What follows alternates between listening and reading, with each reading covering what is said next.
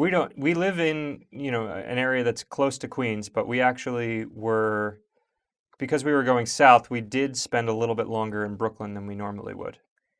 Yeah, a little bit. So to get to the Rockaways, and we experienced this when we did the beaches of Brooklyn and Queens because we went to the other part of the Rockaways, that peninsula. We went to the western part of the Rockaways a few Hmm. weeks ago. And to get there, we had to walk through a bit of Brooklyn as well. We walked through Brownsville and Canarsie. Yep. And then this week, to get to Far Rockaway, because it's further east, we walk through the remaining part of Bushwick, which is very, very small, and then we walk through East New York, and then we get to Queens after that. Right. So the first day walking through East New York, we woke up, Mike was thinking that maybe we would see the sunrise on the bridge, right? That was your thought? Yeah, I had this idea that was completely inaccurate. Yeah. We were close enough that would happen. I don't even think if we left at 3:30 that would happen. I It would don't, have been we would have had to motor. we would have had to run there. Yeah. We don't run, we No, walk. we walk. Yeah, so we ended up getting to see the sunrise while we were walking down Liberty Avenue Yeah. in East New York, There's a picture of that which on was Instagram. nice. Yeah. Yeah. But we wanted to talk about this because it was something we talked about that morning.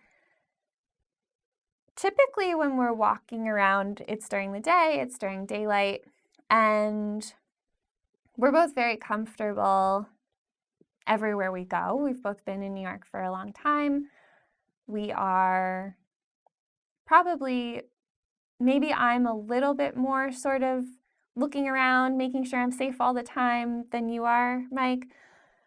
But we're both just aware of our surroundings and aware that we live in a city, aware that there's always, anybody could be around, anything could happen at any moment, but also we're both pretty comfortable being here. And that's part of why we're doing this project, because we like where we live.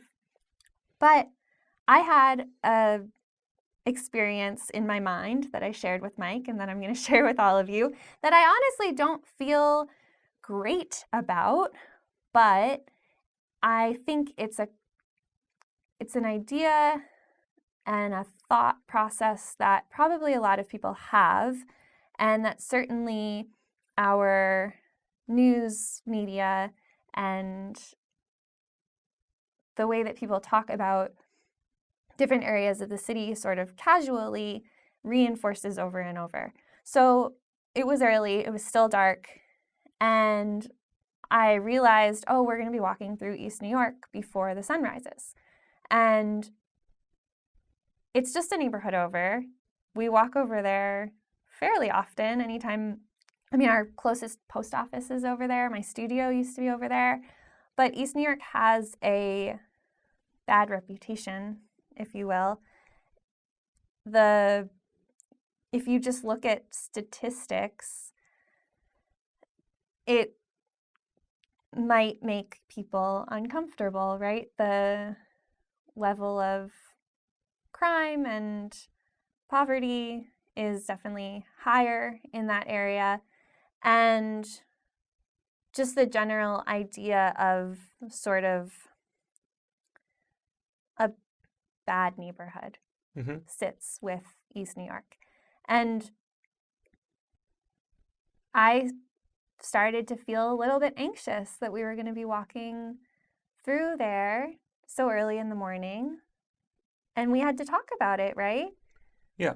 We talked about it after we had cleared the area later in the day. Jesse had brought up the idea, I think, as we were walking prior to entering the neighborhood, that she said she hadn't thought about the idea that we'd be walking through the area pre-dawn. Right. And the thought really hadn't occurred to me that was even a thing. So I guess my anxiety level raised very slightly, but not to the level where I was, really particularly nervous about it. But yeah, we thought it was important to unpack what all these thoughts were,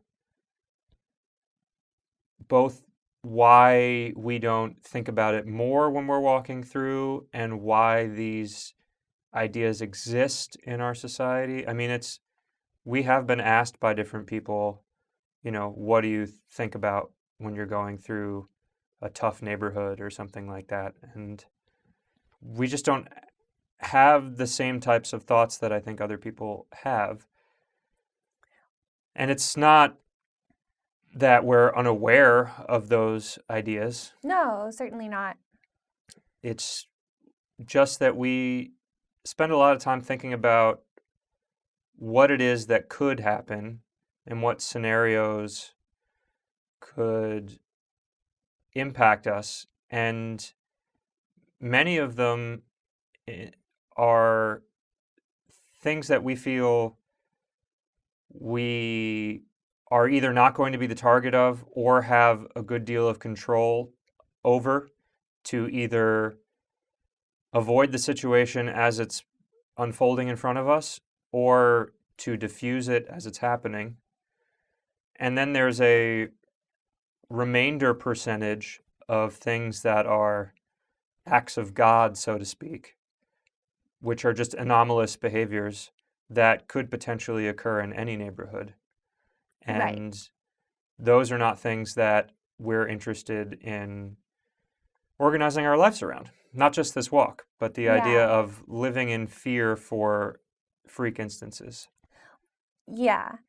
Well, I also think that a lot of the reasons that people would call a neighborhood sort of a tough neighborhood or a bad neighborhood, it does have, like I said, it does have to do with crime and poverty. And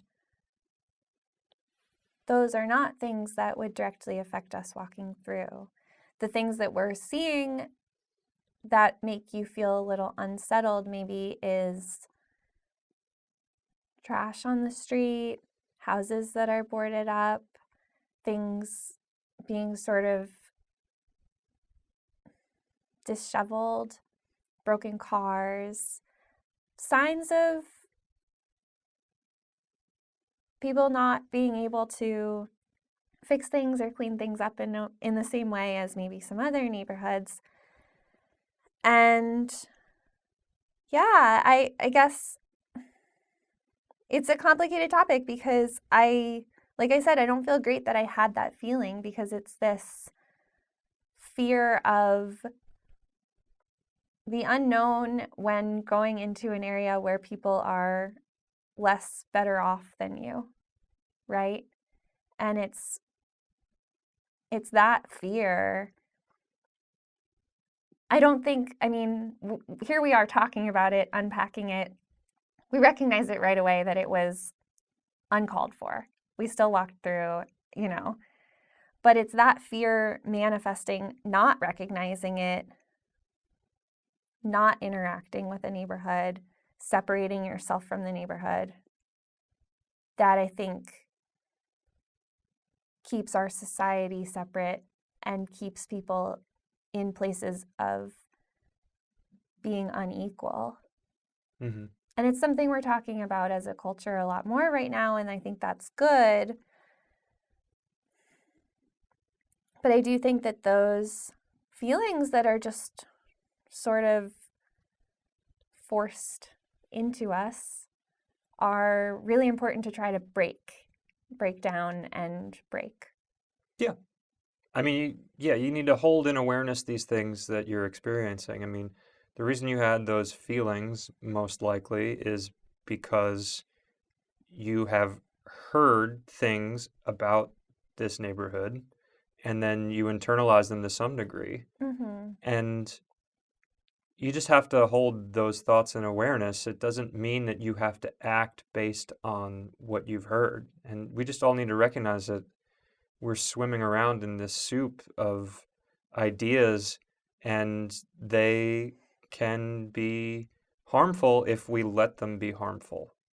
But that's how they can become harmful. If they really truly change our actions. And it goes both ways insofar as there are people that will be afraid of a certain area because of what they heard on the news, Mhm. either specifically about that area or about the types of people that live in that area. Mhm. And then there are people that could live in an area and they internalize what they've heard about their own neighborhood and it impacts them in a negative way where they don't feel good about the area, or it impacts them in a perversely prideful way when they, believe that their neighborhood is the toughest and then they want to exhibit that type of pride towards people that are coming into the area, Right. and so you need to be aware of that and respectful of the area, you know, both respectful in the way that you should be not defacing or in any way like mocking an area, Right. and also aware in the way of not in a paranoid way, but just being aware of things that are going on. If it's an area that has people that are disadvantaged in any given way, economically, emotionally, not the not getting the care that they need, things like that, then there is some variance there that I think for people that are being mindful of it, you can navigate a lot of those situations with a degree of empathy. Yes, I also think, I mean, my personal feeling about it is that I would like to break down my over awareness of even, oh, this is an area where, Yeah. because we're also walking through plenty of places in Queens where I just don't know the history. And even in, we walk through Park Slope or something, an area that has a completely opposite reputation. Of course, there's still people there that are having a hard time. There's still the chance of anything happening. And I think that's when I started talking about this just now. I was saying, both of us have lived in this city where there's just a lot of people around all the time for a while. And it doesn't matter what neighborhood you're in, you need to have a level of awareness for your own protection and so that you're not walking into people or stepping on stuff or walking into an open manhole or whatever it is. You need to have an awareness of your surroundings when you're in a city. And it really shouldn't matter what neighborhood you're in, what that level of awareness is. You should always kind of have an awareness, and you should also always recognize that all the people around you are just people and everyone's trying to do their best. Yeah. I mean, And yeah, and I think yeah, I guess I would like to just keep calling myself out when I find myself feeling that way. And I mean, I guess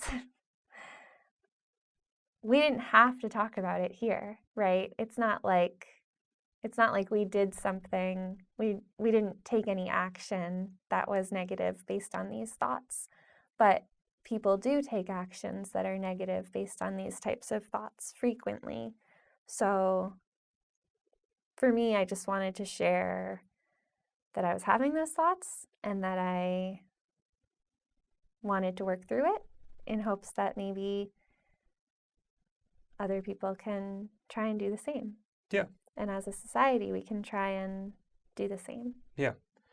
And we're probably going to go through other neighborhoods where we'll feel similarly. I mean, Mm-hmm. this is also so close to where our neighborhood is. I think it might even be on the milder side of feeling these anxieties because we're so close. Yeah. Well, the other thing about it is just awareness of where you are, right? So I felt perfectly fine for the first half of our walk through East New York because I knew where we were. It was close to where we go to the post office. It was close to the Long Island Railroad. It was close to where my old studio used to be. It was only once we got further in that my anxiety rose a little bit more because I wasn't familiar with the streets and I didn't know which street goes which way and which street's big and which street's small and where the residential houses are and where the commercial buildings are and where there's more traffic and where there's not, so we didn't walk again the rest of the week that early. But even if we had, I think by the second day or the third day or the fourth day, those anxieties naturally would go down too, because you start to recognize, oh, okay, so like this corner, there's a park, and then next corner, there's a warehouse, and I saw that guy unloading a truck the other day, and he'll be there again, and you start to feel comfortable and familiar Yep. with the neighborhood. Yep. And that's anywhere, right? Even when we moved in to our apartment 4 years ago, I didn't have feelings of anxiety or fear, but you become more familiar with your surroundings and you get to know the neighborhood. And Yeah. I mean, it's not just a thing of surroundings. I just think the idea, familiarity at a high level, right. doesn't matter if it's a stranger or a location. That's the thing that creates the anxiety that can lead to fear, that can lead to bad actions. Yeah. And also, that's why I think it's important when walking through an unfamiliar place to have that in awareness, because the fear works on both sides. It not only works on internally, but once you express fear externally, then people start behaving in different patterns as they respond to someone else's fear. Sure. So, yeah. I think with the great thing about this project, one of the great things is that it really demonstrates that how fluid this location is, how fluid New York City is, that this idea that there are neighborhoods that have these very hardwired personalities is based on people compartmentalizing within their heads and not the actual reality. Mm-hmm. Because it's not like we crossed over a certain street and all of a sudden I felt like some sort of like, Right. it was just another movement through another area. Right. And going through that, there was people going to work. There was one person that was in a seated walker, that looked like he was kind of messed up. But he may have just been. He just seemed tired. It seemed like it was either the end of his night or the beginning of his day, and it was 4:30 in the morning. It was not his walker. It definitely wasn't his walker. He was a young guy. Yeah. But he seemed tired. He had something in it. I think he was drinking something, but it wasn't explicitly like a labeled thing. No, it was I think he was drinking out of a water bottle. Yeah. I assumed it was either Gatorade or water. Anyway, we said hello. He didn't say anything to him. I wouldn't say anything. I wouldn't say hello at that time in the morning anyway. But yeah, I mean, there just wasn't really that much to be alarmed about. No, on a Monday morning. There weren't many people out. But to be honest, I think that's where my fear came from, was there weren't many people out. Yeah. And it's the thought of, okay, well, if there's no one out, but then if one person wants to do something, then there's no one to witness that. Yeah. But it's fully just anxiety, and it comes from hearing news that makes you scared. It comes from watching movies where that happens. It doesn't come from the lived experience of walking around New York and interacting with people, when that is 99.9% positive interactions that both you and I have had. Positive or neutral. Yeah. Right. It's so far and few in between to have a really negative interaction with someone. Yeah. So there's really no need for all those feelings. Yeah. And to wrap this section up, we are putting ourselves out there day after day, week after week, it's not unreasonable to think that something could happen that's a negative experience that we'll have to process at some point. Yeah. So I guess I do. The only thing that makes me feel anxious about talking about this topic is to think that we would be putting ourselves out too far in the altruistic direction and then have something happen to us. Like that's more like a knock on wood, like superstitious perspective. Yeah. I ultimately feel very confident in the how we are handling this and also what our perspective is on the situation. And I mean, I don't know what a scenario would present itself that would make me feel differently, but I feel pretty good about, how I feel right now. Yeah, and I'm still not saying I don't think in any neighborhood at all, if we're walking at 4:30 in the morning, we should be closing our eyes or sitting down somewhere or wandering around looking like baby deer looking Right. for where, we should still know where we're going. We should know where we are. We should still be aware of our surroundings. We're not going to be stupid. Yeah. I don't think it's good to be stupid, but there's a balance between you don't have to be scared to not be stupid. Yeah. It's not the same thing. And Yeah. I think we often, as a society, put those two things together and think it's stupid to walk through a neighborhood that has a bad rap. But that's not true. It's actually stupid to give a neighborhood a bad rap and then not walk through it. Mm-hmm. You just have to always know where you are, be aware, and be figuring out how you're feeling and recognizing when it's not necessary and when you're being overly upset. Yeah. And if a neighborhood has a bad rap or a bad rep, I think both can work. You would, Oh, yeah, rep probably. well, you get a bad rap. I think both work. The Okay. idea is that if those things are happening, those are the first neighborhoods we should be looking at to figure out, like, okay, well, how can we improve this situation? Because that doesn't just impact the people that lives there, that impacts the entire city. Like Mhm. that's not Mhm. something that we as citizens of New York should be comfortable with. Right. Like that's unacceptable. We Yeah. should be making this place good for everyone because it makes everything good for everyone. Yeah. It's not like just helping one isolated area that you don't go to. I mean, this city prides itself on being a walking city more than any other city in the country. Right. So then let's make it so that you can walk everywhere without it being an Yeah. issue. Totally. And not by, just to clarify, I feel like that's kind of that could get twisted into gentrification, right? It's not about making the neighborhood better. It's about recognizing it's fine. No, you And mean and and there are things that could be, I mean, if the schools need help, let's help the schools. If it's a food desert, let's get some food into that neighborhood. If there's like social things that are needed, that's kind of a thing that could change in the neighborhood. If there needs to be more help cleaning up trash on the street, maybe some people can help clean up trash on the street. Stuff like that could happen.